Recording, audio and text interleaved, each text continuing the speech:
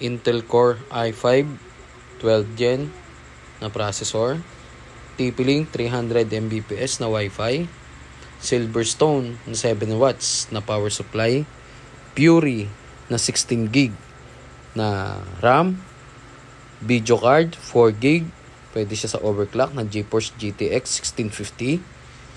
Meron tayo ditong NV2 na stick slot na 1TB na Kingston, motherboard na Asus Prime H1610M at DK150 casing. So bubuo tayo ng isang